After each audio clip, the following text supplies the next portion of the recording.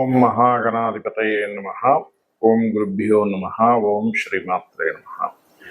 పరమేశ్వర స్వరూపమైనటువంటి జ్యోతిష, వాస్తు మరియు ఇతర అనేకమైనటువంటి శాస్త్రములను మనకు అందించినటువంటి మహర్షులకి నమస్కారం. హయగ్రీవ హయగ్రీవ హయగ్రీవేతి యోగదయత్తస్స నిస్సరతే వాణి జనుకన్యా ప్రవాహవత్. శ్రీమాత్రే నమః. మనం ఈరోజు ఆగస్టు మాసంలో ద్వాదశ లగ్నముల వారికి, లగ్నం తెలియని వారు రాసి చూసుకోవచ్చు, తప్పేం లేదు. వారికి ఏ విధంగా ఉండబోతుంది మరియు ఎటువంటి జాగ్రత్తలు తీసుకోవాలి, అదేవిధంగా అసలు గ్రహస్థితి ఏ విధంగా ఉంది అని చెప్పి చూసుకున్నట్లయితే మనకి చంద్రుడు 12 రాసులు తిరుగుతాడు ఈ నెల మొత్తం కూడా చూసుకున్నట్లయితే. అయితే ఇక్కడ మేజర్ ప్లానెట్స్ అయినటువంటి శని మీనంలో వక్రించి ఉండడము, కుంభంలో రాహు ఉండడము, సింహరాశిలో కేతు నుంచి విడిపోయిన కుజుడు కన్యారాశిలో సంచరిస్తాడు ఈ నెల మొత్తము కూడా. అదేవిధంగా శుక్రుడు గురువు కలిసి ఉంటారు ఎప్పటి వరకు? 21 ఆగస్టు వరకు. 21 ఆగస్టు రోజు కర్కాటకంలో మారుతున్నటువంటి శుక్రుడు. అలాగే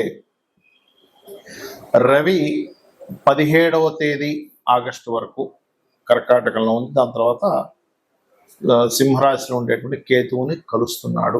బుధుడు కూడా మనకి అదేవిధంగా మనకి కర్కాటక రాశిలో ఉండడం జరుగుతుంది. ఈ యొక్క గ్రహస్థితిని అనుసరించి ద్వాదశ లగ్నాల వారికి లేదా రాశుల వారికి ఏ విధంగా ఉండబోతుంది అనేటువంటి విషయాలు చెప్తుంది నేనైనప్పటికీ కూడా చెప్పేస్తుంది సాక్షాత్ లలిత అమ్మవారిగా భావిస్తూ ఎవరెవరికి ఏ విధంగా ఉండబోతుంది, ఏ జాగ్రత్తలు తీసుకోవాలనేటువంటి విషయాలు మనం ఇప్పుడు తెలుసుకుందాం. ముందుగా మేష లగ్నము లేదా మేషరాశి. మీకు కనుక చూసుకున్నట్లయితే మీ యొక్క లగ్నాధిపతి 5వ స్థానం నుంచి 6లోకి చేరుకున్నాడు. ఇది శత్రువుపై జయాన్ని, కాంపిటీషన్ రిలేటెడ్ సంబంధించిన వాటిలో చక్కగా కలిసి రావడము. అదేవిధంగా ఏదైనా చూడండి, మనకి ఒక్కొక్కసారి స్పోర్ట్స్ రంగాల్లో ఉంటారు, అటువంటి విషయాల్లో బాగా కలిసి రావడము. బిజినెస్ లైన్స్లో సక్సెస్ అనేటువంటిది, అందులో ముఖ్యంగా ఆన్లైన్ బిజినెస్లో 11వ స్థానంలో రాహు ఉన్నందుకు ఇటువంటి చక్కటి ఫలితాలు ఏర్పడతాయి మీకు. అదేవిధంగా కాస్త ఫైనాన్షియల్ రిలేటెడ్గా చూస్తే మధ్యవర్తిత్వం ద్వారా కొంతవరకు ధనం రావడం, రియల్ ఎస్టేట్ రంగాల్లో కావచ్చు, అటువంటి విషయాలు బలంగా చూపిస్తుంది. గతంలో ఏర్పడినటువంటి కొన్ని గొడవలు కావచ్చు, అవన్నీ కొంత మాట్లాడుకొని సామరస్యంగా క్లియర్ చేసుకోవడానికి అనుకూలంగా ఉంది ఇప్పుడున్నటువంటి గ్రహస్థితి మీకు కనుక చూసుకున్నట్లయితే. అలాగే మరొక విషయం ఏంటంటే ఇక్కడ గమనించుకున్నట్లయితే ఇక్కడ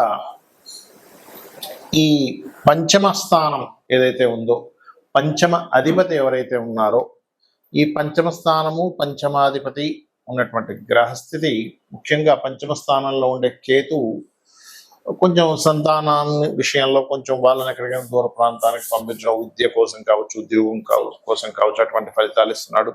పంచమంలోకి రవి ఎప్పుడైతే ఎంటర్ అవుతున్నాడో మేషం వారికి అసలు రాజకీయంగా ఒక ఉత్సాహకరమైనటువంటి వాతావరణం ఏర్పడటము, సంతానం కోసం ప్రయత్నం చేసేటువంటి వారి 17వ తేదీ నుంచి అనుకూలత ఏర్పడడం అనేటువంటిది బలంగా చూపిస్తుంది.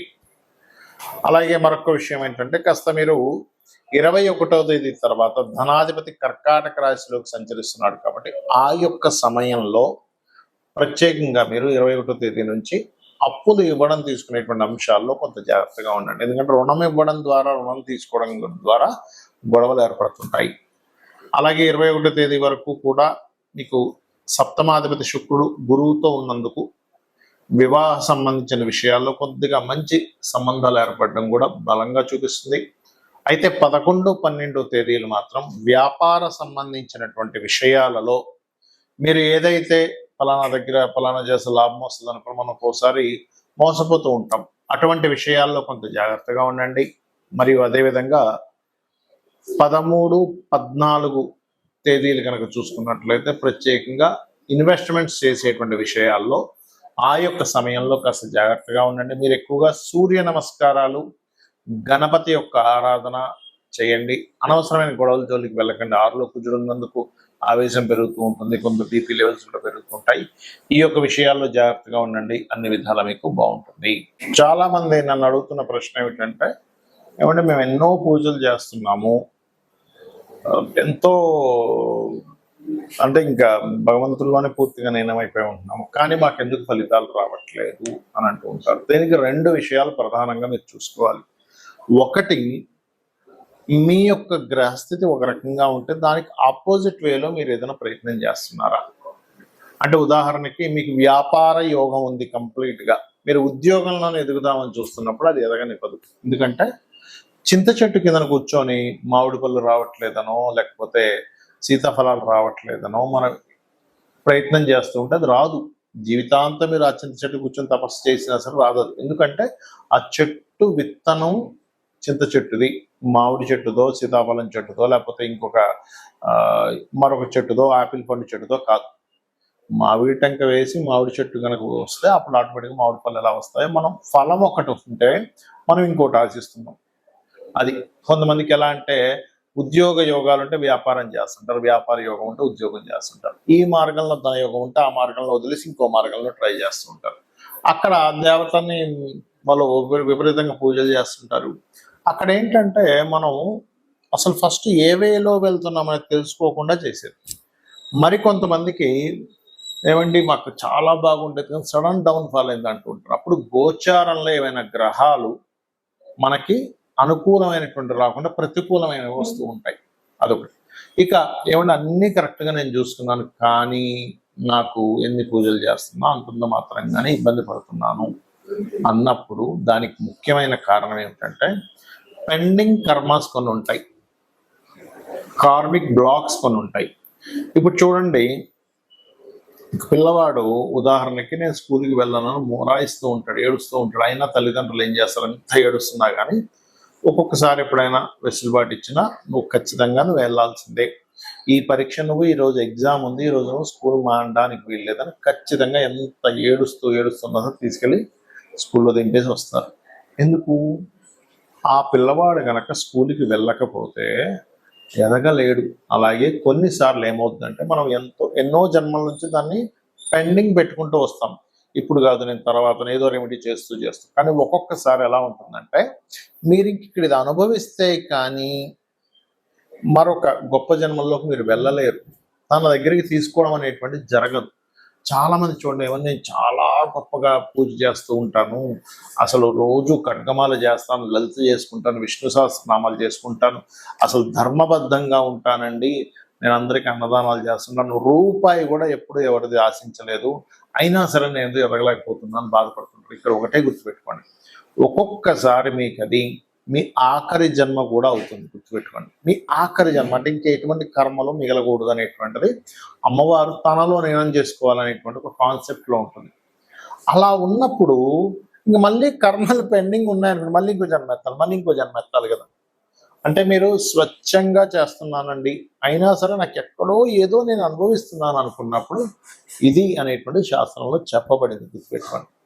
అప్పుడు మీరు అర్థం చేసుకోవాలి, ఓహో నేను అమ్మవారిని చేస్తున్నాను, లేదా ఈశ్వరుని విష్ణువుని ఎవరినో ఒకరిని చేస్తున్నాను. కాకపోతే సొసైటీలో మనకి ఈ లౌకికమైనటువంటి ప్రపంచంలో పోటీ ప్రపంచంలో చూస్తేనేమో మనకేమో నార్మల్ బైక్ ఉంది, ఇంకో వ్యక్తికి అంత కారు ఉంది, ఏంటి ఇంతనే కష్టపడుతున్నా అలాగే ఉన్నాను. ఇక్కడ ఏంటంటే నీకు అంతర్గతంగా ఏదైతే నువ్వు భగవంతుణ్ణి ఎంతో మెప్పించి పూజ చేస్తున్నావో దాని అసలు ఫలం తనలో లీనమైపోవడం, ఈ జన్మ సంసార సంబంధించిన దాని నుంచి బయటపడడం. లేదంటే నేను కేవలం ధనం కోసమే చేస్తున్నాను, ఇస్తుంది అమ్మవారు, ఇవ్వదు అనేటువంటిది లేదు. ఎందుకంటే మనకు ఆదిశంకరాచార్యుల వారి యొక్క వృత్తాంతంలో కూడా అమ్మవారు లక్ష్మీదేవి ప్రత్యక్షమై పుణ్యాన్ని చూస్తుందట, ఎంత పుణ్యం ఉంది ఎంత పాపం ఉంది చూసి దాన్ని బట్టి ఇస్తుందట. అయితే అప్పుడు కూడా గురువు యొక్క అనుగ్రహం ఉంటే దేవతానుగ్రహం ఉన్నట్టే. కాబట్టి మీరు ఏం చేస్తారంటే చాలా స్పష్టంగా, అమ్మ నాకు అన్ని సంపదలు ఇచ్చావు, కొంచెం ధనపరంగా కూడా ఇబ్బంది ఉంది, కాబట్టి నీ యొక్క అనుగ్రహం కావాలి, నాకు మోక్షము కావాలి, ఇది కావాలని లలితా సహస్రనామాలు, ఎవరికైనా మొత్తం సహస్రనామాలు తెలియదు అనుకోండి, కేవలం ధనపరమైన ఇబ్బందే పడుతున్నాం, అప్పుల బలమైన ఇబ్బంది పడుతున్నాం అనుకున్నారు మీరు ఉదాహరణకి, అప్పుడు ఓం సంపత్కరీ సమారూఢ సింధుర వ్రజ సేవితాయే నమః, ఓం ధర్మాధ్యక్ష ధనాధ్యక్ష ధనధాన్య వివర్ధనియే నమః. అదేవిధంగా అప్పులు బాగా ఉన్నాయి, ఓం అపర్ణాయే నమః అనే నామస్మరణ చేయండి. అన్ని విధాలా మీకు బాగుంటుంది. అమ్మవారి యొక్క అనుగ్రహం కూడా మీకు పరిపూర్ణంగా కలుగుతుంది. శ్రీమాత్రే నమః.